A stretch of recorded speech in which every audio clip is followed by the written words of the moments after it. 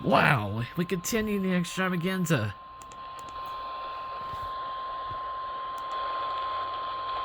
The National Weather Service in Lake Charles has issued a severe thunderstorm warning for central Jefferson County in southeastern Texas until 8:15 p.m. Central Standard Time.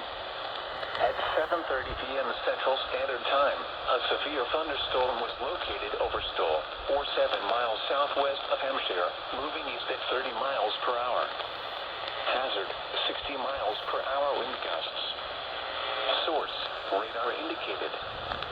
Impact, expect damage to roofs, siding, and trees. Locations impacted include La Belle, Hampshire, Nederland, Port Acres, Central Gardens, Southeast Texas Regional Airport, Port Arthur, and Port Neches.